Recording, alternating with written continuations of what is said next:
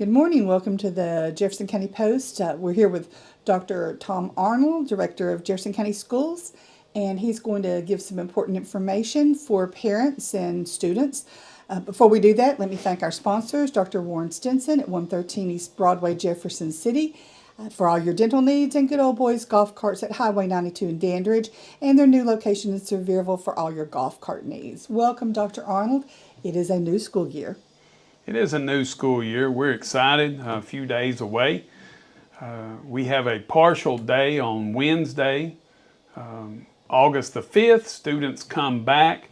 Car riders are just come into the building, take care of your needs. Bus riders will be picked up, and we will dismiss from Jefferson County High School starting around 9:30.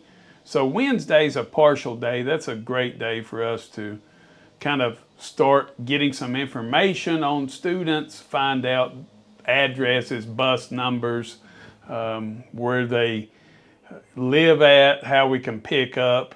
And then fortunately this year is an election year, so August the 6th we will not have school on that Thursday due to elections, and then we will pick back up on Friday, August 7th with the first full day of school. So we look forward to that. A couple of things this year, we will continue our free lunch and breakfast. Each child will receive one free breakfast and one free lunch each day. So that's a great thing that we can offer our students. Excited about that. And also, online registration. We had a great turnout last week helping parents get students registered online. If you continue to have trouble, schools are able to help out. So that partial day, make sure that you ask questions if you've not got your student registered on that day. So the first full day is on Friday. Yes. And then it's business as usual starting on Monday of the next week, correct? It is. And I understand that there's going to be some new faces at some of the schools, so Yes. Parents and students should be prepared for that. Yes, so Dr. Byron Booker at Russ Strong School is a new incoming principal. He has a lot of experience in Knox County, Hawkins County. He comes to us from Carson Newman and is back in public education, and this is his first role as a principal at Russ Strong School. And then also Joey Bird, who was the assistant principal at Russ Strong, is transferring to principalship at Maury Middle School. And Chris Woods, who was the assistant principal at White Pine School, will be the principal this year at White Pine. And then in the central office, there are some new faces. It's new familiar faces. Yes, so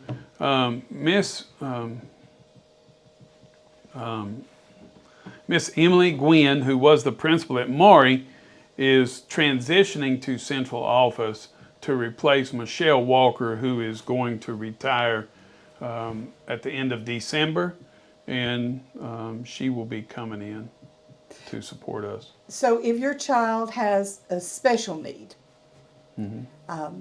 is there anything different that they need to be doing? They've probably already had their IEP meetings, or they'll be getting their IEP meetings. Is everything kind of business as usual for those students? It is. It's business as usual. If something's changed as far as a diagnosis, whether that be medical or you're coming into the district and your child needs academic support, whether that's a 504 or an IEP, you're welcome to reach out to our Office of for Special Education, and Kirsten Mullins is the administrative assistant in that office, and she's happy to help and support. And would that be here at the central office would be where that call would be made to? You're welcome to call here anytime and we'll direct. She is located at Oakland Center, which is just above the high school. Okay. There is where the special ed office is. So as far as anything special going on with athletics or any kind of changes there, most coaches still the same, most faces still the same in those areas? Yes. Yeah, most faces are still the same. There's always some minor transitions, but they do look to be minor this year.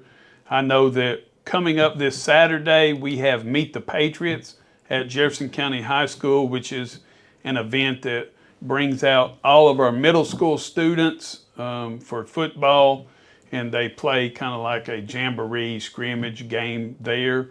And then also those grass cutter leagues get to come to the high school and play a scrimmage type game at the high school. And that's a great event to see that community turn out and for them to, some of them experience playing on that turf in the high school field for the first time.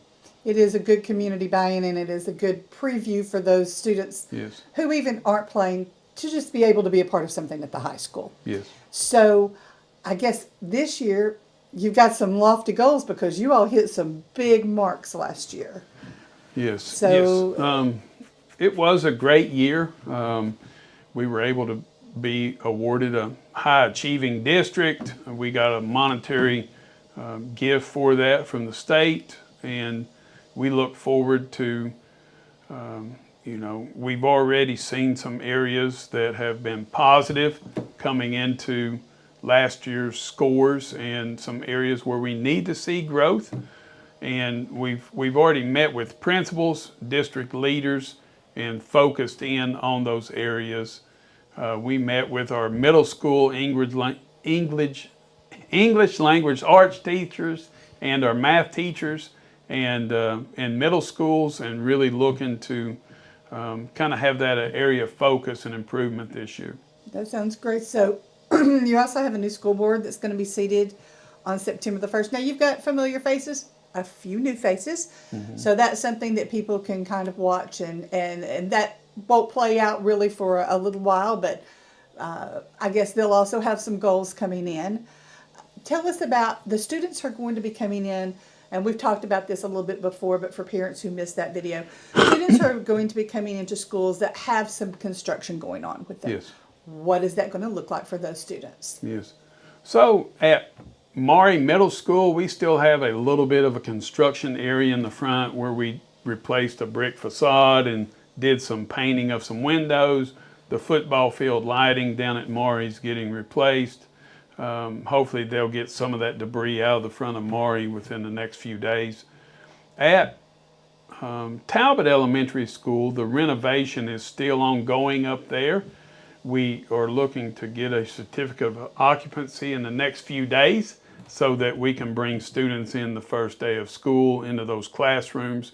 We had a 4 classroom addition up there with a new restroom area, and we are adding art back into Talbot. Talbot Elementary School was our only school that did not have art education within the school. So we are adding that. Miss Melinda Uten is joining us as an art teacher up at Talbot.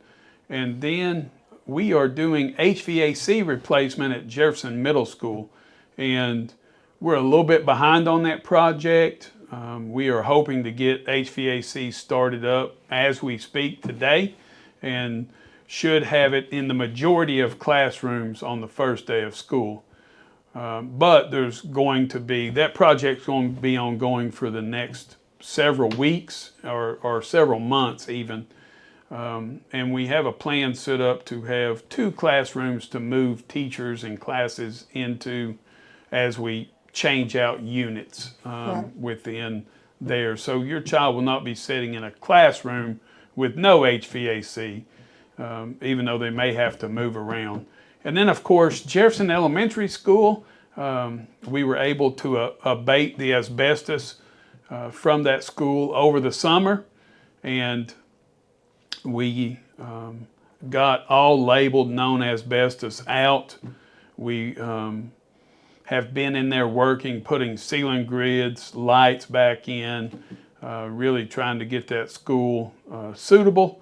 And we had a great response from teachers as they came back into the building. I think the biggest remark was, I expected it to be worse than it is. So basically, the school, you are on a concrete floor instead of a tile floor, but it is moppable, cleanable, sweepable, those type of things. So it's very smooth surface. And teachers have done a great job getting their classrooms set up. Technology's done a wonderful job getting teacher desktops, student devices, and a front projection board, instructional smart board back in place for teachers as they come back in and get ready to start up on Wednesday.